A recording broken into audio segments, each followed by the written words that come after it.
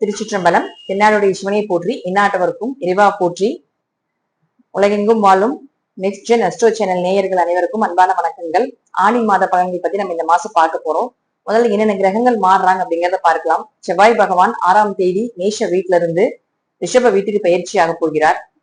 புதன் பகவான் தன்னுடைய சொந்த வீட்டிலே இருந்தாலும் மிதுன வீட்டில் இருந்தாலும் வக்ரகதி அடைய போகிறார் சூரியனோடு சேர்ந்து. அதே போல குரு பகவான் அப்படின்னு சொல்லக்கூடியவர் உச்சத்தில் இருக்கிறார்.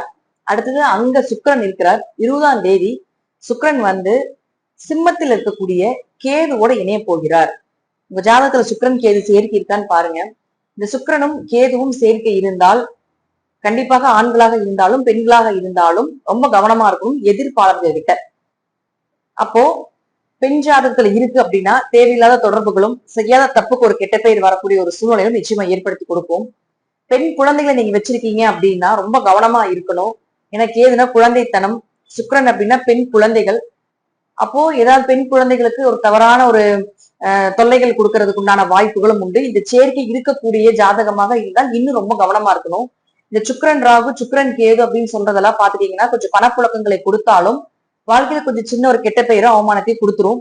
அப்ப இந்த கிரகச்சேர்க்கைகள் இந்த மாதம் மாதம் வரக்கூடிய சேர்க்கைகளோடு இந்த கிரகங்களோடு சேரும்பொழுது அந்த மாதம் நம்ம இன்னும் கவனமா இருக்கணும். வருஷத்துக்கு ஒரு முறை இந்த கிரகச்சேர்க்கைகள் கண்டிப்பா நடக்கும். உங்க ஜாதகத்துல சுக்கிரன் ராகோ சுக்கிரன் கேதுவோ சேர்க்கை இருந்ததுன்னா இந்த மாதம் சுக்கிரன் 20ஆம் தேதிக்கு மேல கேதுவோட சேருகிறார். இதுல இருந்து கொஞ்சம் கவனமாக இருந்து கொள்வது என்பது நல்லது. விருச்சிக ராசிக்குண்டான ஆணி மாத பலன்களை பத்தி பார்க்கலாம். விருச்சிக ராசியை பொறுத்த வரைக்கும் பார்த்தீங்கன்னா எப்பொழுதுமே வெற்றிக்குண்டான ராசி, வெற்றிக்குண்டான லக்னம் அப்படின்னு சொன்னாலும் அவங்க செய்யக்கூடிய விஷயங்கள் முன்னாடி கொஞ்சம் பிரச்சனைகளை கொடுத்தாலும் பின்னாடி அதாவது அவருடைய ஃபியூச்சருக்கு உண்டான விஷயங்கள் எல்லாமே சூப்பரா சேவ் பண்ணி வைப்பாங்க அப்படிங்கிற அமைப்பு இந்த விருச்சிக ராசிக்கு உண்டு. அப்படி இருக்கக்கூடிய விருச்சிக ராசிக்காரர்களுக்கு பாத்துட்டீங்கன்னா இந்த மாதம் ராசி அதிபதியாக இருக்கக்கூடியவர் 6ஆம் தேதிக்கு மேல ரிஷப வீட்டுக்கு போயிடுறார். அங்க இருந்து தன்னுடைய சொந்த வீட்டை பார்க்கிறார், 7ஆம் பார்வையாக பார்க்கிறார். இது மிகப்பெரிய யோகங்க. எப்பவுமே ராசி அதிபதியோ லக்னாதிபதியோ தன்னுடைய சொந்த வீட்டை பார்ப்பதோ இது மிகப்பெரிய வளர்ச்சியை கொடுத்தே தீரும். ஜாதகத்துல இந்த அமைப்பு இருந்தாலும் இவங்க எப்படியே ஜெயிச்சிருவாங்க. ஏதோ ஒரு சூழ்நிலைகள் அந்த தசாபுத்தி நேரம் வர்றப்பெல்லாம் சூப்பரா ஜெயிச்சிருவாங்க, பயப்பட வேண்டியதில்லை அப்படின்னு சொல்லுவோம். அப்ப இது வந்து கோச்சார ரீதியாக வரும்போது இதை நம்ம பயன்படுத்தி கொள்ளணும் இல்லையா? அப்ப செவ்வாய் தன்னுடைய சொந்த ராசியை பார்க்கறது அப்படிங்கிறது மிகப்பெரிய யோகத்தை கொடுத்தே தீரணும் அப்படிங்கிற விதிகளும் உண்டு. தடைப்பட்ட காரியங்கள் எல்லாமே நடக்க போகுது. ஏன்னா இப்ப வந்து குரு அங்கிருந்து உங்க ராசியை பாக்குறாரு. அப்போ தெய்வ அனுகிரகத்தோட நடக்க போகுது அப்படிங்கிறதா உண்மை. மீண்டும் விழுந்த இடத்துல இருந்து எந்திரிக்க போறீங்க. இழந்த சொத்துக்கள் எல்லாம் மீண்டும் பெற போறீங்க. ராசி அதிபதியை ராசியை பார்க்கும் பொழுது இழந்த பெயர், புகழ், மதிப்பு இதெல்லாம் கிடைக்க போகுது. உங்களுடைய அதாவது எப்படி சொல்றதுன்னா நீங்க என்ன ஸ்டேஜ்ல ஃபர்ஸ்ட் இருந்தீங்களோ மதிப்பு மரியாதையோட இருந்தீங்களோ அதை மீண்டும் திரும்பவும் பிரம்மாண்டமா ஸ்பீடா கொடுக்க போகுது அப்படிங்கிறது அமைப்பு. அதே போல சமுதாய லெவல்ல கொஞ்சம் பிரபலமாக போறீங்க. நிறைய பேருக்கிட்ட உங்களுடைய பழக்க வழக்கங்கள் எல்லாமே கனெக்ட் ஆக போகுது. அதாவது உங்களுடைய ஆறா கனெக்ட் ஆக போகுது. அதே போல நிறைய பேருக்கு நீங்க உதாரணமாக செயல்படுத்தக்கூடிய ஒரு மாதமாக இந்த மாதம் இருக்கும். அடுத்து பாருங்க, குரு உச்சமாக இருக்கார். குரு உச்சமாக இருந்தாலும் 9ஆம் இடத்துல உச்சமாகி 3ஆம் இடத்தையும் 5ஆம் இடத்தையும் பார்க்கும் பொழுது உங்க ரீதியாக உங்க குருவினுடைய பயிற்சி மூலமாக உங்களுடைய முயற்சிகள் எல்லாமே கை கொடுக்க போகுது. உங்க குழந்தைகளுடைய எஃபோர்ட் எல்லாமே சூப்பரா இருக்க போகுது. அவங்களுடைய லைஃப் நல்லா இருக்க போகுது. சுக்கிரனை பொறுத்த வரைக்கும் தான் இந்த மாதம் கொஞ்சம் மிஸ்டேக்கா இருக்கு. ஏன்னா அவர் 7-12ஆம் அதிபதி. அவர் போய் உங்களுக்கு கேதுவோட சேரப்போகிறார். 20ஆம் தேதி வரைக்கும் பாத்தீங்கன்னா குருவோட இருக்கார். அது வரைக்கும் ஒன்றும் பிரச்சனை கிடையாது. அதற்கப்புறம் பாத்தீங்கன்னா கேதுவோட சேரப்போகிறார். அப்போ கணவன் மனைவிக்குள்ள கொஞ்சம் கருத்து வேறுபாடுகள், தேவையில்லாம கொஞ்சம் கெட்ட பெயர்கள் ஏற்படுறது. நான் ஆரம்பத்துல சொன்னதான் இந்த சுக்கிரன் கேது சேர்க்கை, சுக்கிரன் ராகு சேர்க்கை இதெல்லாமே பாத்துட்டீங்கன்னா திருமண வாழ்க்கையில ஒரு பிரச்சனைகளை கொடுக்கும். தேவையில்லாத ஒரு தொடர்புகளை ஏற்படுத்தி கொடுக்கும். ஆணாக இருந்தால் பெண்கள் மூலமாகவும், பெண்ணாக இருந்தால் ஆண்கள் மூலமாகவும் ஒரு மன சங்கடங்களும், ஒரு புதிய பழக்க வழக்கங்கள் மூலமாக கொஞ்சம் அவமானங்களும் ஏற்படுறதுக்கு வாய்ப்புகளை கொடுத்துரும். சோ உங்க ஜாதகத்துல இந்த சேர்க்கைகள் இருக்கு அப்படின்னா கொஞ்சம் கவனமா இருந்துக்கோங்க. தேவையில்லாத அந்நிய நபர்கள் யாராவது வராங்க, தேவையில்லாம புதிய நபர்களுடைய சேர்க்கை ஏற்படுது. சந்தோஷமா பேசுற மாதிரிதான் இருக்கும். தன்னுடைய குடும்ப சூழ்நிலைகள் எல்லாமே நம்ம சொன்னாலும் அதுக்கு வந்து ஒரு சொல்யூஷன் கொடுக்குற மாதிரிதான் இருக்கும். பட் அது வந்து உங்களுக்கு எகென்ஸ்டா மாறணும்னு ஒரு சூழ்நிலை அப்படிங்கிறது புரிஞ்சுக்கோங்க இந்த காலகட்டங்கள்ல. சோ 7ஆம் அதிபதி கேதுவோட சேருது அப்படின்னா முழுக்க முழுக்க கணவராக இருந்தாலும் மனைவியாக இருந்தாலும் கொஞ்சம் கருத்து வேறுபாடுகளுக்கு போது உட்கார்ந்து பேசுங்க, அது சரியாயிடும். அதே போல் இந்த கிரக சூழ்நிலைகள் உங்க வீட்டுல யாருக்கு இருந்தாலும் அவங்க என்ன பண்றாங்க, என்ன செய்யறாங்க, குழந்தைகள் எல்லாமே கொஞ்சம் கவனமா இந்த காலகட்டங்களை பார்த்துக் கொள்வது நல்லது. எங்க போறாங்க, உங்களுடைய மொபைல்ஸ் எல்லாம் கொஞ்சம் செக் பண்ணுங்க, அவங்க பேக் எல்லாம் கொஞ்சம் செக் பண்ணி பாருங்க. சோ இது வந்து ஒரு ஆரம்ப காலகட்டங்கள் தான். சோ வந்து இந்த சுக்கிரன் கேது சேர்க்கை அப்படிங்கிறது கொஞ்சம் கவனத்தை செலுத்தி பார்த்துக் கொள்வது என்பது ரொம்ப நல்லது. கொஞ்சம் விரயங்களும் ஏற்படும், தேவையில்லாத கொஞ்சம் மருத்துவ செலவுகளோ, தேவையில்லாம கொஞ்சம் விரயங்களோ, அது சுப விரயங்களோ, அது குடும்பத்துல ஏற்படுறதுக்கான வாய்ப்புகளோ அப்படிங்கிறது நிச்சயமா உண்டு. சோ இந்த கிரக சேர்க்கைகள் இருந்து கொஞ்சம் தப்பிக்கணும் அப்படின்னு நீங்க நினைச்சீங்கன்னா, நீங்க வழிபட வேண்டிய ஒரு சின்ன பரிகாரங்கள் சொல்றேன். இது நிறைய பேருக்கு இந்த சேர்க்கைகள் மூலமாக சில சில அவமானங்கள் மூலமாக வரக்கூடிய ஜாதகத்துக்கு நாம வந்து இதை சொல்லி அவர்கள் நிறைய ரிசல்ட் கொடுத்த ஒரு பரிகாரம் இது.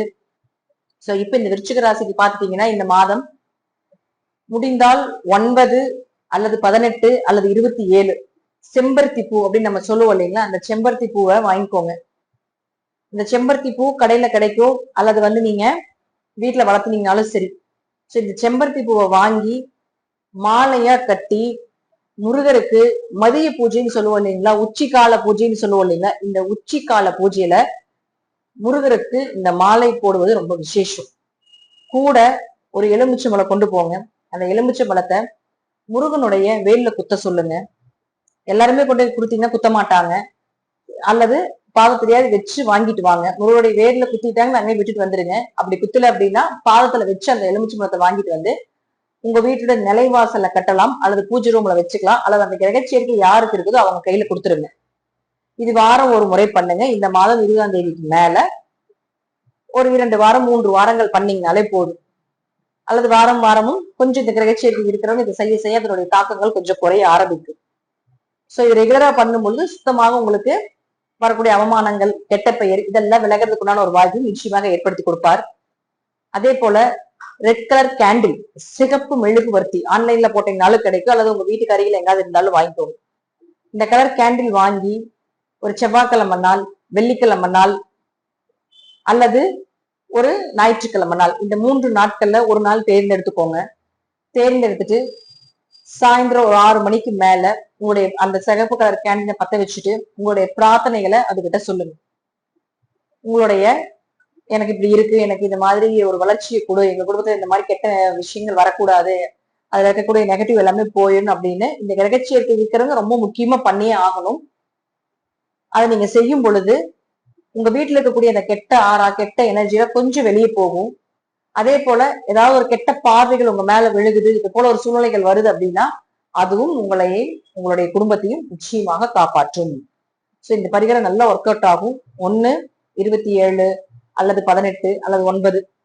சோ அதற்கு மேல எவ்வளவு இருந்தாலும் அந்த பூவை கட்டி முருகனுக்கு உச்சிகால பூஜையில மாலையா போடுவதும், எலுமிச்சை பரிகாரம் பண்ணுவதும், 2வது சிகப்பு கேண்டில் வாங்கி உங்க பிரார்த்தனை அதற்கிட்ட சொல்லுவதும் மிகப்பெரிய வளர்ச்சியும் இந்த மாதம் வரக்கூடிய இந்த கிரகம் சார்ந்த கெட்ட பலன்களையும் உங்ககிட்ட இருந்து நிவர்த்தி பண்ணி கொடுக்கும் அப்படிங்கிறதுல மாற்றுக்கிறதுக்கு இடமே கிடையாது. கண்டிப்பா செய்து பாருங்கள். நிறைய விஷயங்கள் இதன் மூலமாக, நிறைய குடும்பங்களும் இதன் மூலமாக ரொம்ப சந்தோஷமா இருக்காங்க அப்படிங்கிறது ஒரு வெற்றி கண்ட ஒரு பரிகாரம் இது. சோ அடுத்தது பாத்தீங்கன்னா சூரியனை பொறுத்த வரைக்கும் பாத்தீங்கன்னா உங்களுடைய ராசிக்கு அவர் 10ஆம் அதிபதி ஆகிறார். அவர் போய் 8ஆம் வீட்டுல இருக்கார். கொஞ்சம் தொழில் ரீதியாக சின்ன சின்ன இடைஞ்சல்கள், சண்டை சச்சரவுகள் ஏதாவது வரும். பட் பயப்பட வேண்டியது இல்லை. 8ஆம் அதிபதியானவர் 8ஆம் வீட்டிலே இருக்கும்போது இப்ப போயிட்டு இருக்கக்கூடிய தொழில் புதன் அது அப்படியே போய்கிட்டே இருக்கு. உங்களுக்கு வந்து 8 குடையர் புதன் தான். அவர் அப்படியே அதை டிராவல் பண்ணிக்கிட்டே இருப்பார். சோ பெரிய அளவுக்கு பாதிப்புகள் அப்படிங்கிறது கிடையாது. அவரே பாத்துட்டீங்கன்னா உங்களுடைய ராசிக்கு 11ஆம் அதிபதியும் ஆகிறதுனால அவர் 8ஆம் வீட்டுல வக்ரம் ஆகிறதுனால திடீர் பணவரவு, இரட்டிப்பான பணமரவு, திடீர் அதிர்ஷ்டங்கள் இதெல்லாம் ஏற்பட போகுது. ஒருவேளை உங்க ஜாதகத்துல புதன் அப்படின்னு சொல்லக்கூடிய வக்கரகதியில் இருந்தா இன்னும் இதை விட நல்ல பணவரவு, நல்ல அதிர்ஷ்டங்கள், பெரும் பணம், பெரும் லாபங்கள் சம்பாதிக்கக்கூடிய ஒரு சூழ்நிலையை நிச்சயமாக ஏற்படுத்தி கொடுப்பார். வெளியூர் வெளிநாடு பயணங்கள் எல்லாமே சூப்பரா இருக்க போகுது. ஏதாவது ஒரு வழியில உங்களுக்கு இம்போர்ட் எக்ஸ்போர்ட் பிசினஸ் பண்றதுக்கு உண்டான வாய்ப்புகள், அல்லது வேலைக்காக வெளிநாடு வெளியூர் போறதுக்கு உண்டான ஒரு வாய்ப்புகள் எல்லாமே ஏற்படுத்தி கொடுக்க போகிறார். கடன் சார்ந்த விஷயத்துல மட்டும் கொஞ்சம் கவனமாக இருந்து கொள்வது என்பது நல்லது இந்த மாதம் விருச்சிக ராசிக்காரர்கள். அதே போல சொன்னது போல இந்த சின்ன சின்ன விஷயங்கள், சின்ன சின்ன பரிகாரங்கள் செய்யும் போது இந்த மாதத்துல ஏதாவது ஒரு வகையில உங்களுக்கு நன்மைகளும் அதிர்ஷ்டங்களும் வந்து சேரும் அப்படிங்கிறதுல மாற்றுக்கிறதுக்கு இடமே கிடையாது. சோ விருச்சிக ராசிக்காரர்கள் ஏதாவது ஒரு விஷயத்துல உங்களுக்கு இந்த மாதம் ராசி அதிபதி ராசியை பார்க்கறதுனால விழுந்தாலும் மீண்டும் எழுந்து வரக்கூடிய ஒரு சூழ்நிலைகளும் தெய்வ அனுகிரகம் உள்ள ஒரு மாதமாக இருக்கும் அப்படிங்கிறது தான் உண்மை. விருச்சிக ராசிகள் உங்களுடைய பயணத்தையும், உங்களுடைய போராட்டத்தையும், உங்களுடைய எல்லா விஷயத்தையும் செலுத்துங்க. நிச்சயமாக வெற்றி அப்படிங்கிறது உண்டு அப்படிங்கிறத மாற்றுக்கிறதுக்கு இடமே இல்லை. பழக்க வழக்கங்களும் புதிய நபர்களுடைய சேர்க்கையிலும் மட்டும் கொஞ்சம் கவனமாக இருந்து கொள்வது என்பது ஒரு சிறப்பான விஷயமாக இருக்கும். மற்றபடி நான் சொல்லக்கூடிய கருத்துக்கள் எல்லாமே ஜாதக ரீதியாகவும் தசாபுத்திகள் ரீதியாகவும் சிறிது மாறுபடலாம். நன்றி. மீண்டும் ஒரு நல்ல பதிவில் சந்திக்கலாம். திருச்சிற்றம்பலம், தில்லையம்பலம், ஸ்ரீ நரசிம்ம சரணம்.